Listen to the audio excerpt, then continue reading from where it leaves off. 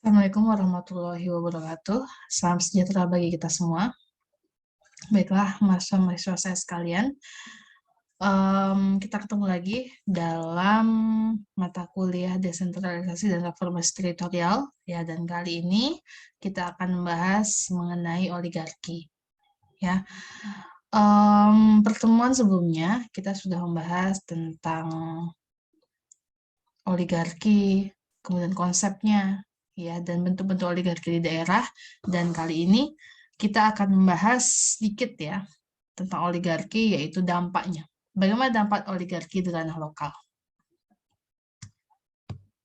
Oke, sebelum kita membahas dampaknya dari berbagai macam penelitian, kita akan mengulas sedikit ya apa itu oligarki. Sekedar review, oligarki itu berasal dari bahasa Yunani yang berasal dari kata oligoi, beberapa atau segelintir, dan arkein yang berarti memerintah. Sehingga secara definisi, oligarki itu adalah bentuk pemerintahan yang dipimpin oleh beberapa orang, ya. Namun bentuk pemerintahan ini biasanya digunakan oleh kepentingan sekelompok orang itu. Ya, konotasinya adalah negatif. Begitu. Apakah oligarki ini ada di berbagai macam negara ataupun lebih khususnya di Indonesia? Tentu saja, ya. Ternyata pasca reformasi oligarki yang dahulunya itu berada di pusat, kemudian sekarang itu oligarkinya ke daerah, ya, sehingga menyebar begitu. Ya, bentuk-bentuk oligarki di daerah kita bisa lihat banyaknya elit ya yang menguasai sumber-sumber yang ada di daerah, baik itu finansial dan segala macam. Kemudian juga ada sekelompok misalnya keluarga, ya klan, yang menguasai banyak dan beberapa jenis kekuasaan yang ada di daerah. Gitu. Dalam mengupas mengenai dampak oligarki di daerah, kita akan melihat beberapa penelitian, ya. Yang pertama, yaitu Jurnal Ilmu Administrasi Negara, yaitu yang dilakukan oleh Haris Samsudin dan kawan-kawan, di mana di sini praktek oligarki yang dikemukakan oleh penulis, yaitu tentang bagaimana relasi kekuasaan oligarki di Kota Batu, ya, studi kasus penyalahgunaan kekuasaan dalam pemberian keringanan pajak dan korupsi kebijakan PT BWR. Ya, dan ini disimpulkan dari penelitian yang dilakukan oleh Samsudin dan kawan-kawan, mengatakan bahwa ternyata di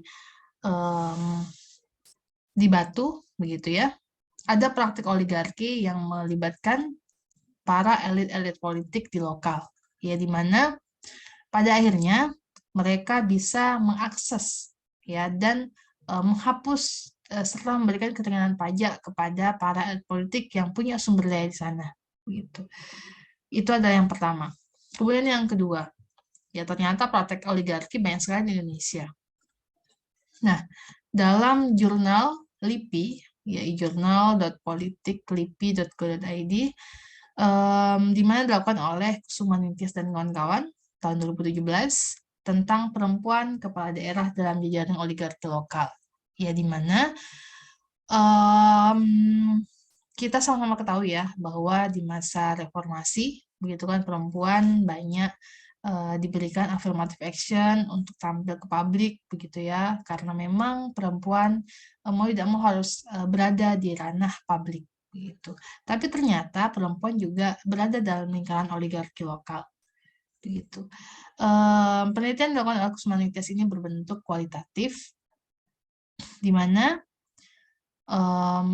yang dijadikan objek penelitiannya adalah Airin Rahmidiani ya di Tangerang Selatan dan Ana Sopiah di Indramayu, yang merupakan keduanya ini adalah elit lokal di Jawa Barat, gitu. Apa akibat dari oligarki yang terjadi di Jawa Barat ini? Mereka, ya Airin dan Ana,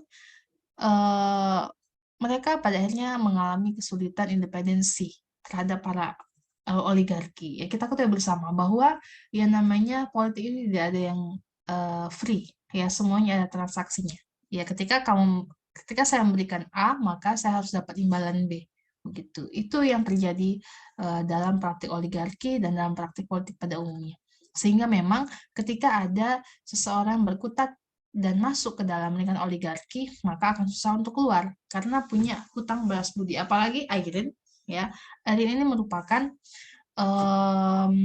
keluarga dari Jawara, ya, yang berada di Banten, yang memang mereka ini merupakan orang kuat di sana, gitu kan? Itu yang kedua. Kemudian yang ketiga adalah penelitian dari LIPI juga, ya, yang berjudul Desentralisasi dan Oligarki Predator di Wakatobi, di mana peran oligarki dan elit menentu dalam pembangunan pedesaan. Nah, ini dilakukan oleh Zuada dan kawan-kawan, di mana mereka menguraikan praktik oligarki yang ada di Wakatobi.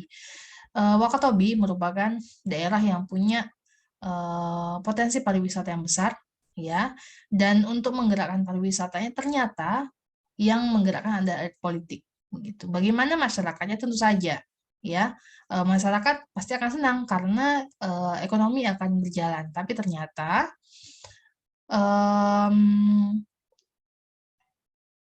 kegembiraan, ya, yang didapatkan oleh masyarakat itu tidak seberapa besar dibandingkan dengan akses sumber daya, kekuasaan yang didapatkan oleh segelintir orang yang menguasai sumber daya itu di Wakatobi, begitu, baik sumber daya ekonomi maupun kekuasaan yang ada di pemerintahan, itu kan, itu di Wakatobi. Kemudian kita beralih ke daerah yang lainnya. Nah, ini, ya, di Kabupaten Bangkalan ini ada penelitian dari Saini, ya, dan kawan-kawan yang melihat analisis politik hukum pengaruh oligarki dan budaya korupsi di Kabupaten Bangkalan, gitu, ya, di mana dari penelitian mereka yang menyimpulkan bahwa ternyata ada dua hal yang muncul sebagai dampak dari oligarki. Yang pertama adalah adanya budaya korupsi, ya, bisa dilihat di slide. Saya agak geser sedikit, ya, budaya korupsi. Dan yang kedua adalah adanya pelanggaran hak asasi manusia. Nah, ini adalah kedua hal yang muncul karena adanya oligarki. Begini, ya, ketika ada oligarki di daerah ataupun di negara, ya, yang masih berkembang, begitu kan, yang notabene negaranya ini seperti Indonesia merupakan negara yang masih kekayaannya ataupun sumber dayanya dikuasai oleh segelintir orang, ya. Semakin besar orang tersebut penguasai sumber daya segelintir orang ini, maka oligarkinya akan semakin besar pula, begitu. Karena apa? Karena politik itu mahal, ya, untuk mendapatkan dan mulai berkontestasi di partai politik, ya, untuk mencalonkan diri sebagai anggota legislatif, sebagai kepala daerah, tentu saja membutuhkan kos yang besar, ya, sehingga mau tidak mau memang mereka akan punya hubungan, ya, akan punya keterkaitan, akan punya apa namanya, ikatan, ya, dengan yang namanya para elit, ya, entah elit itu pemegang kekuasaan secara sumber daya ekonomi, ya, finansial, maupun kekuasaan dalam hal elit yang memiliki massa yang banyak, gitu kan. Sehingga memang jejaring-jejaring oligarki tidak akan bisa lepas ketika disparitas ekonomi masih besar, ya.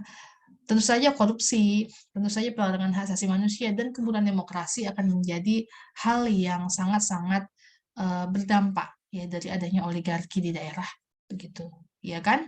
Dengan adanya oligarki, ketika kekuasaan hanya dikuasai oleh segelintir orang, maka demokrasi tidak akan berjalan, gitu, ya. Kedaulatan bukan berada di tangan rakyat lagi, tapi kedaulatan itu berada di tangan segelintir orang tersebut, gitu.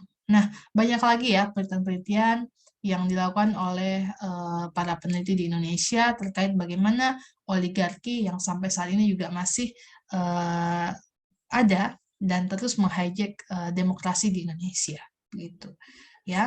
Pertanyaannya adalah bagaimana, ya, cara kita untuk meminimalisir praktik oligarki di daerah, gitu, ya kan. Barangkali itu bisa menjadi bahan perenungan dan menjadi agenda yang selanjutnya akan kita bahas pada waktu yang akan datang, gitu. Untuk hari ini saya rasa cukup sampai di sini, ya, tentang dampak oligarki di ranah lokal. Kita ketemu lain waktu. Saya Ria Wassalamualaikum warahmatullahi wabarakatuh dan sampai jumpa.